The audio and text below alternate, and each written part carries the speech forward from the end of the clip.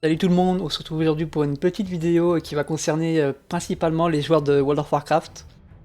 Le but ce sera tout simplement de vous donner deux trois personnages qui correspondent à votre classe afin que vous ne soyez pas trop perdus au niveau des sensations, au niveau des noms des sorts, etc. etc. Si vous voulez voir la cinématique qui est en train de passer, bah, je vous mets le petit lien dans la description. Et n'hésitez pas à lâcher un petit abonnement, à mettre un petit commentaire et à liker. On se retrouve pour la suite. Donc, pour les chamans, on va commencer avec Thrall. Thrall sort de base la chaîne d'éclairs. Vous avez la Furie des Vents, qui elle est aussi un buff. En gros, tu buffes ton arme et tu tapes plus vite. La Fracture, qui était un sort avant dans Heroes, et qu'ils ont récupéré, si je dis pas de bêtises, à Légion, pour le chaman Amélio. Au niveau des talents, il me semble qu'il n'y a pas grand chose qui fasse vraiment ref au talent du chaman Amélio sur vous. Deuxième personnage, on va parler de Rehgar. Donc lui, Rehgar, c'est littéralement la représentation du chaman heal de WoW. Vous avez la salve, le bouclier de foudre, le totem de lien terrestre, la bloodlust. Là on a le croc-croc, donc le loup fantôme. On dit merci Malga pour le nom. En gros, ça c'est un sort, une mécanique plutôt qui a été récupérée dans WoW. Pour le chaman Amélio à Dragonflight, je crois, où le chaman Amélio peut sauter en forme de loup sur quelqu'un. Et bah sachez que cette mécanique vient de là. Au niveau de ses talents, je sais pas du tout. Pareil, je joue pas assez chaman pour vous dire que tel talent fait ref à tel talent sur WoW. Et pour le dernier personnage, on va parler de Ragnaros. L'ensemble de son kit, c'est littéralement son fight. Enfin, ses fights dans les raids. Donc un grand coup de marteau, vous jetez un marteau depuis le ciel, vous lâchez des météorites, etc., etc. Et la particularité de Ragnaros, c'est que vous êtes dans la capacité de prendre le contrôle d'un fort. Donc en gros, vous remplacez le fort par votre corps et là c'est pareil, vous avez plein d'autres sorts pour tout simplement tabasser les gens quoi.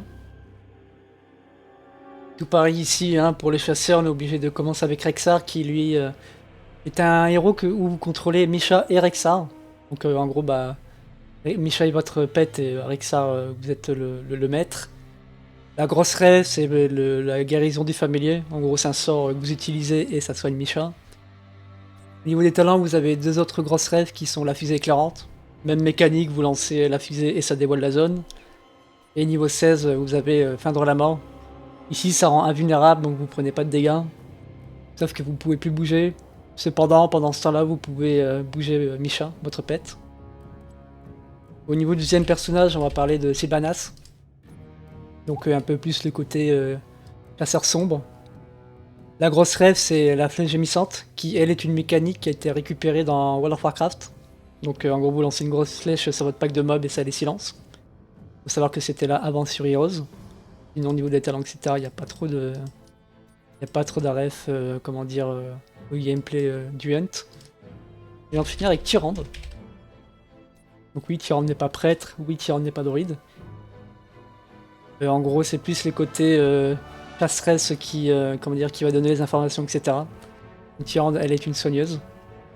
Donc vous lancez votre chouette pour donner la vision. Vous pouvez appliquer une marque, la marque du chasseur qui réduit l'armure de votre ennemi. Vous avez les météores qui sont une ref justement, ça, je crois que c'est une ref à Warcraft 3. Et ouais, donc Tyrande, je pense que vraiment c'est le côté chasseur support quoi.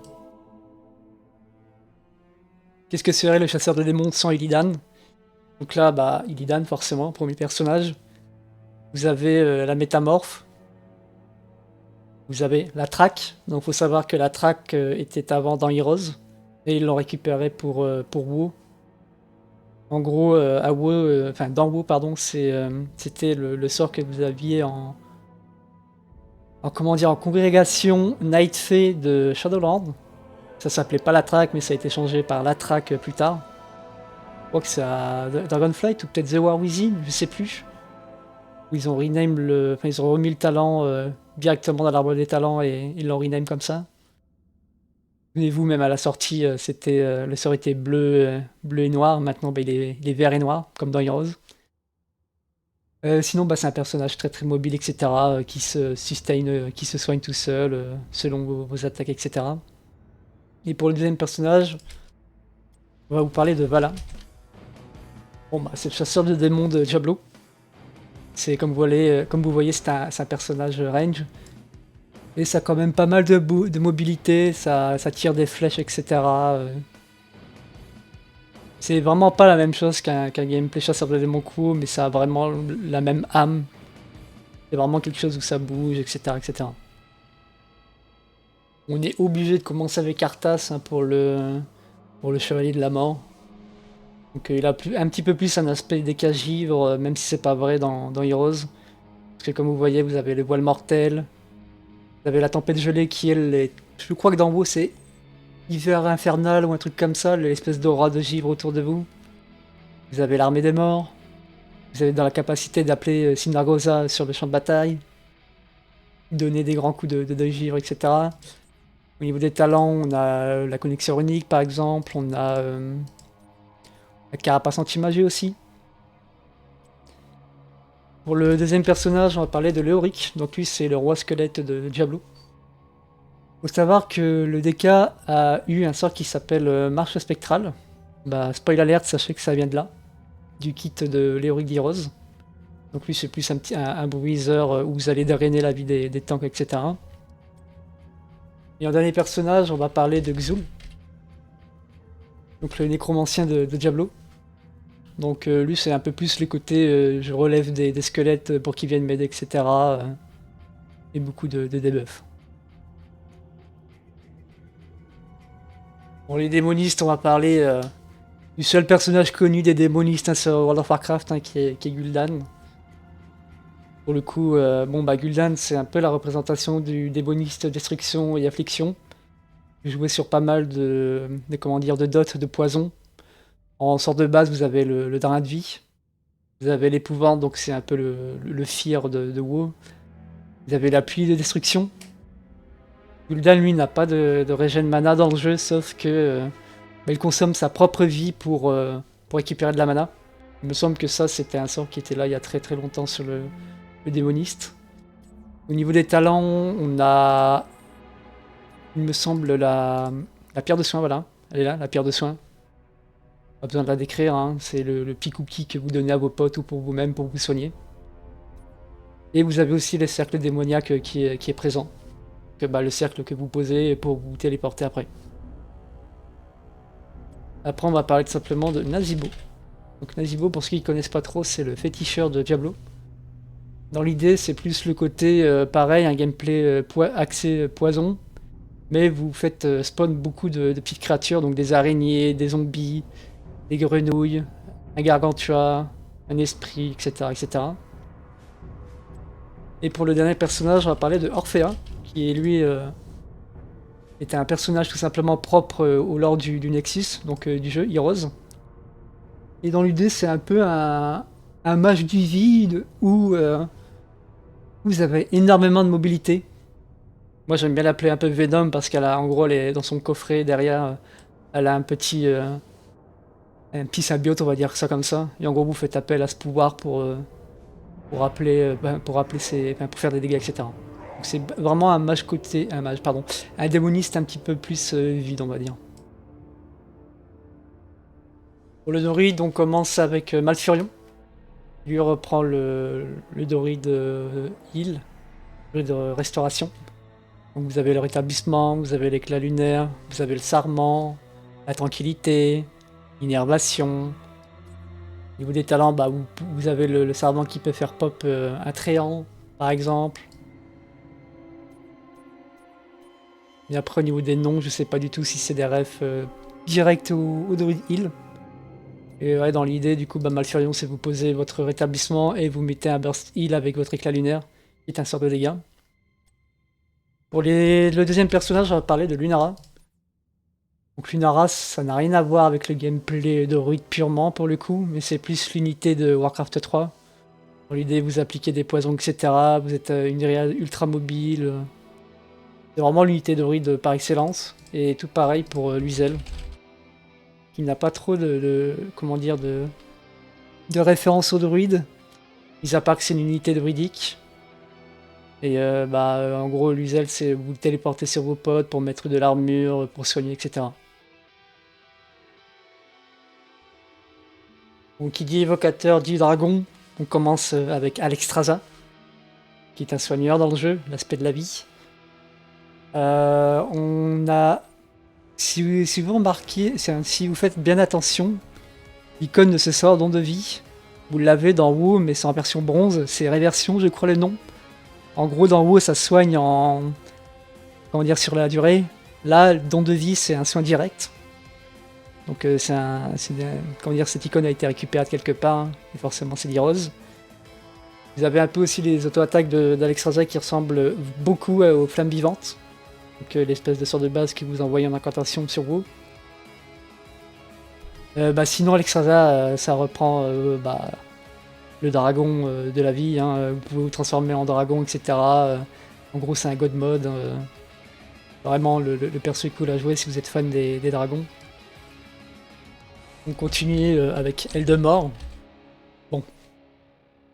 Eldemort, voilà quoi. Je pense que tout son kit est comment dire, est inspiré de ce qu'on a pu voir de lui dans WoW. Faut savoir une chose, c'est que vous avez deux formes pour des swings, pour Eldemort. Vous avez une forme corps à corps, et vous avez une forme distance. Et à Dragonflight, pour ceux qui ont fait le raid Aberrus, le tout premier boss est un dragon qui reprend absolument toutes les mécaniques que des swings. C'est-à-dire que des swings, vous avez un système d'armure, etc. Et dans Dragonflight, au bout d'un certain pourcentage de PV, son armure pète et ça fait spawn des AOE à terre. Vous avez le lance-flamme, forcément. Vous avez des dégâts de zone autour de lui. Vous avez, pareil, hein, des explosions, etc. Si vous comparez ce skin de Deathwing au skin de... comment dire, du boss d'en haut, dans Berus, le premier, je sais plus son nom. D'ailleurs, je crois même que ça a plus cette couleur-là. Vous verrez peut-être une ressemblance. J'ai bien dit peut-être. Et on finit pour les évocateurs avec Krobi. Donc bon, pas besoin de la présenter, hein, vous l'avez assez vu à Dragonflight, voire peut-être un petit peu trop pour certains. Ça représente vraiment beaucoup le bronze, hein, donc beaucoup de sorts de sable. Faut savoir que son kit a servi d'inspiration pour le boss Morky. Je crois que le nom du donjon c'est l'Homme de l'Infini. Vous savez, l'espèce de gnome maléfique, en gros c'est la chromie version maléfique. Et faut savoir que tout son kit a servi pour ce fight. Donc souffle de sable, en gros c'est un skill shot que vous envoyez en avant. Vous avez les trappes. En gros, dans mes souvenirs, le fight, il fallait amener vos clones dans les trappes pour éviter qu'ils vous continuent de vous courser après. Et beaucoup de rêves sur le temps, forcément, boucle temporelle, etc. Gardienne du temps, blablabla. Donc pour le guerrier, on va commencer avec Varian. Varian est l'un des seuls personnages du jeu où vous pouvez choisir entre 3 ultimates. Donc pour ceux qui connaissent pas, en gros, c'est vos capacités héroïques, les grosses capacités bien fortes. Donc vous avez le choix entre la provocation qui représente le War Tank, la frappe du colosse qui elle représente l'aspect fureur, l'aspect arme pardon, et l'âme jumelle de fureur qui elle représente l'aspect fureur du coup. Donc vraiment vous avez tank, vous avez gros burst, gros dégâts et beaucoup de dégâts par seconde. Au niveau du kit de base, on a la charge, qui est littéralement la même mécanique que dans WoW pour le coup. Vous avez la frappe héroïque qui est ici un trait. Et au niveau des talents, on a des refs au niveau des capitales de l'Alliance, donc Hurlement, Forge de Fer d'Alaran. Donc ça dans l'idée, en gros les bannières, c'est des bannières que vous posez qui buffent vos alliés. Et en plus de ça, quand vous les posez, vous avez la musique de la capitale en question qui est jouée. Pour le second personnage, on va parler de Muradin. Donc lui c'est plus l'archétype du roi de la montagne de Warcraft 3 pour ceux qui connaissent. Mais qui du coup reprend pas mal de sorts de WoW aussi. Vous avez l'éclair de tempête, vous avez le coup de tonnerre, le clap, vous avez le bond héroïque, bon ici ça s'appelle l'ancien nain, et vous avez l'avatar, second souffle qui lui est un talent si je dis pas de bêtises. Au niveau des talents, je crois qu'on n'a pas trop de refs. On a beaucoup de refs plutôt à tout ce qui est nain pour le coup.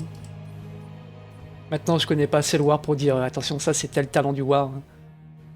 Enfin bref. Et pour le troisième on va parler tout simplement de Garrosh, donc le dernier personnage qu'on va vous proposer pour les guerriers. Donc lui Garrosh est plus un tank dans le jeu, sauf qu'il n'a aucun point commun avec le gameplay du guerrier. Le seul truc, vraiment la seule chose que vous pouvez avoir en point commun, c'est le tourbillon. Et le tourbillon corrupteur, lui, bah, c'est un peu comme le tourbillon du war ou le spam, etc. pour ralentir les gens, pour faire des dégâts. Mais lui, là, Garrosh, son gameplay, c'est plus un gameplay de type je prends quelqu'un, un ennemi, et je le lance derrière pour le tuer, etc. Du côté des mages, on va parler tout simplement de Kael'thas. Donc Kael'thas, lui, qui reprend un petit peu plus le côté mage feu. Vous avez les chocs de flammes, la bombe vivante, le phénix, l'explosion pyrotechnique. Au niveau de ses talents, il me semble pas qu'il y ait trop d'aref. Pour le coup, Kael'thas, c'est beaucoup d'aref, tout ce qui est elfe, hein, et son statut de prince. Vous avez la rupture de gravité, donc en gros c'est une tornade qui vous a envoyé. Ça pour le coup c'est beaucoup plus ref à son fight dans le raid de Burning Crusade dont j'ai oublié le nom. Qui dit mage, puis sur World of Warcraft, dit Jaina. Donc là Jaina c'est littéralement le mage givre. Hein. Éclair de givre, blizzard, cône de froid, anneau de givre. Là on a l'élémentaire d'eau qui à la toute base reprend son kit dans Warcraft 3 je crois. Mais qui aussi du coup dans ses fights, hein, Battle for Azeroth, etc. Là c'est pas écrit mais vous avez aussi le bloc de glace, pardon, que vous pouvez avoir. C'est pareil à mon avis au niveau des noms des talents, vous avez beaucoup de refs à ceux des mages de givre de WoW. Et pour le dernier mage, on va vous parler de Liming. Donc elle c'est la sorcière de Diablo. Diablo 3 si je ne dis pas de bêtises. Et elle reprend beaucoup plus le mage arcane, mais un mage arcane beaucoup plus mobile pour le coup. Parce qu'en gros, à chaque fois que vous prenez des kills, ça reset, ça remet à zéro les temps de recharge de ses sorts. Donc vous avez l'arbre arcanique hein, que vous connaissez particulièrement dans WoW. Je sais pas du tout si dans WoW ils l'ont récupéré d'Heroes ou de Diablo, ou alors c'était déjà un sort qui était là il y a très longtemps pour le mage arcane, je sais pas du tout. Les moines, bon, donc les moines on va commencer avec Shen. Shen lui qui représente le moine tank. Donc si je vous parle de fracas tonneau, des souffles de feu, de report, de boissons fortifiantes, donc je suppose que ça vous parle. Faut savoir que Shen lui par contre a le tempête terre et feu, donc c'est les triples clones que le moine DPS a pour le coup. Et il a aussi un autre sort qui est le tonneau fou. Et pour moi ça c'est ref au fight contre le Ozen, donc le singe à la brasserie brune d'orage de Mist of Pandaria. En gros, vous vous transformez en tonneau et vous poussez tout le monde, quoi. Et c'est pareil, Shen, lui, a une barre d'énergie dans le jeu, hein, tout comme le moine tank. Qui dit Shen dit Lily, forcément. Bon, Lily, c'est pas trop le gameplay du moine heal pour le coup. Vous avez beaucoup de refs à Yulon. Vous donnez des petits serpents nuages à vos potes, etc. Pour soigner, vous donnez des gourdes. Mais sinon, en termes de rêve de gameplay, il n'y a vraiment pas grand chose. Mais bon, si on parlait de Shen, on était obligé de parler de Lily, quoi. Là, vous voyez par exemple un bénédiction de Yulon. Et pour le dernier personnage, on va parler de Kharazim. Donc lui, Kharazim, c'est la classe moine de Diablo. Il représente un petit peu plus le côté marche-vent, c'est-à-dire un moine qui va tabasser les gens. Et en fait, Kharazim dans le jeu, lui, est un soigneur, mais c'est un soigneur qui fait beaucoup de dégâts. Et c'est pareil, c'est un personnage où vous pouvez choisir, entre guillemets, votre spé au niveau 1, donc la transcendance c'est pour soigner, point d'acier c'est pour faire des dégâts, spiritualité c'est plus le côté régène mana. pense que si vous jouez ce personnage, ça va vous rappeler un peu le moine DPS. En gros, dans l'idée, c'est que vous me donnez plein de coups de poing, etc. pour faire des dégâts. Pour les paladins, on va commencer avec Uther qui lui représente beaucoup plus l'aspect heal du paladin. Vous avez un gros sort de soin, un deuxième sort de soin, un stun, le marteau de la justice, le bouclier divin. Au niveau de ses talents, je sais pas du tout s'il y a de la ref. Hein, on voit par exemple ici Tyr. On aurait vu à Dragonflight par exemple. En deuxième personnage, on va parler de Irel. Donc Irel, elle, faut savoir que là, Kuro Vengeur, vous avez potentiellement failli avoir ce sort sur vous. Dans l'idée, c'est vous canalisez vos ailes et après vous sautez pour atterrir quelque part sur un endroit. Un peu dans l'idée, dans la même mécanique que le bon héroïque du War. Et ici, à défaut de faire des dégâts, la terre sacrée donne un buff à Irel. Et au niveau des talents, vous avez plus de la ref au niveau de la race d'Aranai.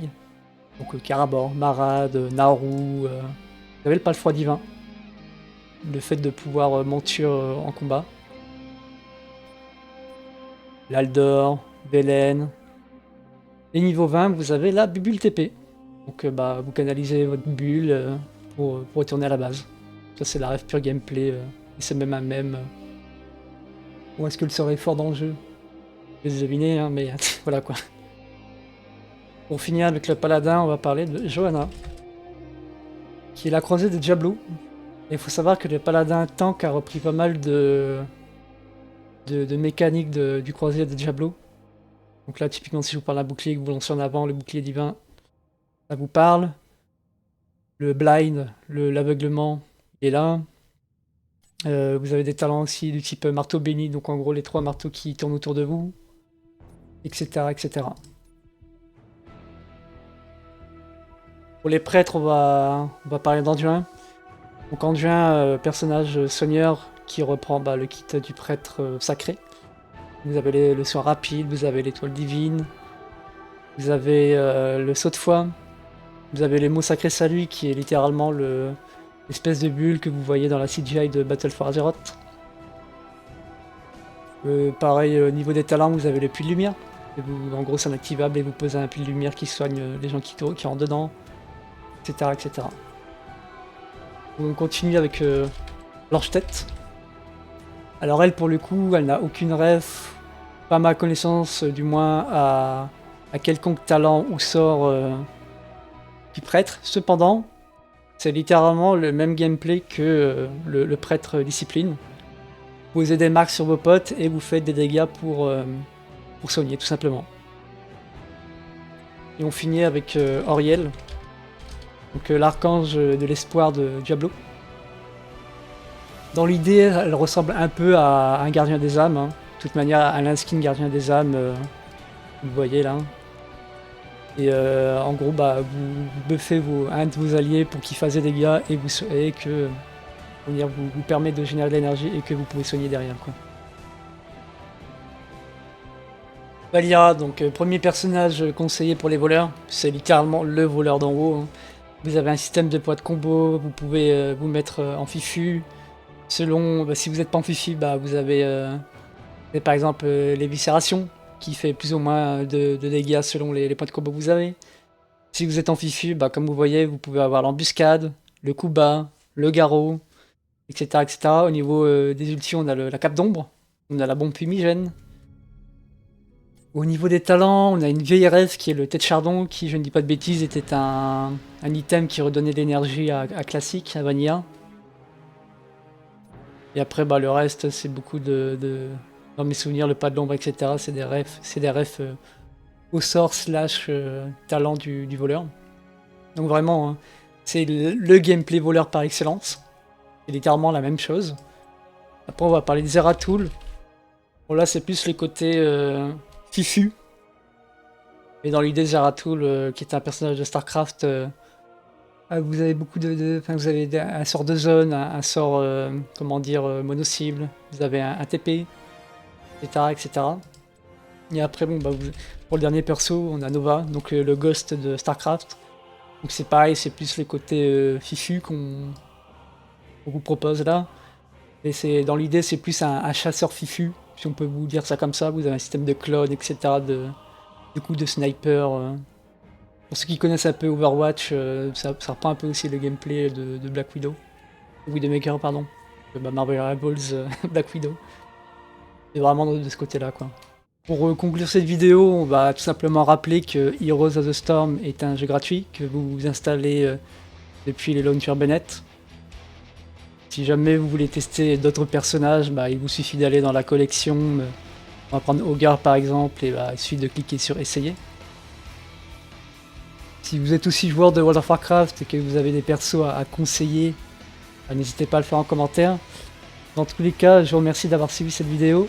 N'hésitez pas à vous abonner, à liker, à lâcher un petit commentaire, à regarder un petit peu mes réseaux sociaux, à les suivre, etc. qui sont dans la description. Et puis on se dit à la prochaine pour une autre vidéo. Ciao!